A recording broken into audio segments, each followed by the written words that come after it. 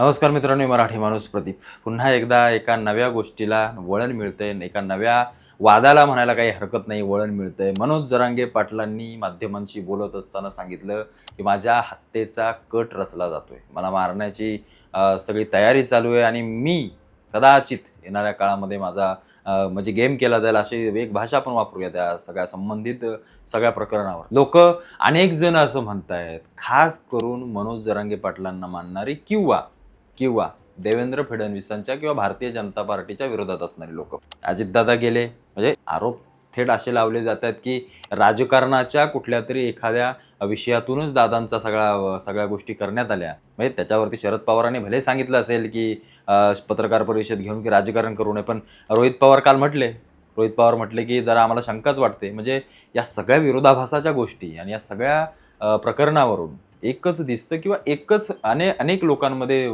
पाहायला मिळतं, ते म्हणजे की भारतीय जनता पार्टीनं कुठे ना कुठेतरी दादांचा काहीतरी गेम केला किंवा अशा काही घात केला, अपघात केला, असं अनेक लोक खालच्या स्तरावरची फार सोशल मीडियावरती उघडपणे बोललं जात नाही, पण आतल्यात लोकांमध्ये त्या सगळ्या गोष्टी आपल्याला पाहायला मिळतात.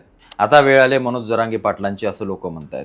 मराठा आरक्षणासाठी मनोज जरांगे पाटलांनी जो काही विरोध भारतीय जनता पार्टीचा आणि देवेंद्र फडणवीसांचा टोकाचा विरोध, म्हणजे मी काय बोलतो टोकाचा, अगदी टोकाचा विरोध, काय त्या सगळ्या गोष्टी आपण पाहिल्या 1-2-2.5 वर्षामध्ये. त्याचा निवडणुकीमध्ये बीजेपीला फटका पण बसला, देवेंद्र फडणवीसांना फटका बसला, पण नंतर ते जास्त काळ चाललं नाही. त्यानंतर आपल्या त्या संतोष देशमुखांचा मृत्यू असो, ते वाल्मिक कराड वगैरे हे सगळं प्रकरण असताना त्या सगळ्या प्रकरणावरती देखील मनोज जरांगे पाटील अत्यंत उग्रपणे या सगळ्या गोष्टींचा विरोध करत होते. पण आज ते स्वतःच्या तोंडाने स्वतः सांगतायत की माझा काटा काढणार आहे, माझा गेम होणार आहे, माझी हत्या होणार आहे. पण जर का असं असेल किंवा जर असं होणार असेल, जर का देवेंद्र फडणवीसांनी त्यांच्यावरती राग धरला असेल आणि असं काही जर घडणार असेल किंवा होणार असेल, तर हे फार चुकीचं आहे, अत्यंत चुकीची गोष्ट आहे. आणि या सगळ्या गोष्टीच्या नंतर जो मराठा समाज पेटून उठेल तो फार विचित्र, म्हणजे त्याचे पडसाद विचारही करवत नाही तितके भयंकर पडसाद उमटतील.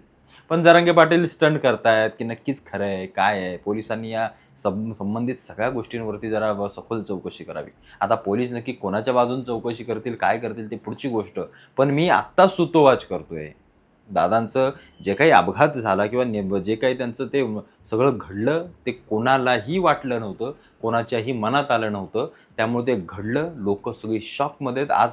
आज पण आश्चर्यचकित आहेत की अजितदादांसारखा एक मोठा नेता आपल्यातून निघून गेला, कोणाला विश्वास देखील बसत नाहीये. पण जर का मनोज जरांगे पाटलांचं जर असं काही झालं किंवा अशी कोणतीही गोष्ट घडली, अशी घडू नये, कधीच घडू नये. शत्रू जरी असला तरी मृत्यू या सगळ्या गोष्टी कधीही आताच्या याच्यामध्ये कोणाला येऊ नयेत किंवा असं कोणीही धाडस करू नये की मी त्याला मारेन, त्याला उडवेन, त्याचा हत्येचा कट करेन. पण जर का असं कदाचित घडलं तर मग मात्र फार विचित्र पडसाद उमटतील आणि सगळी बोटं मात्र ज्यांच्याकडे जातील त्यांनी सावध राहावं. मग सत्तेतून खाली उतरायला किंवा जिथं असाल तिथं जनतेकडून मार खायला तयार राहायचं.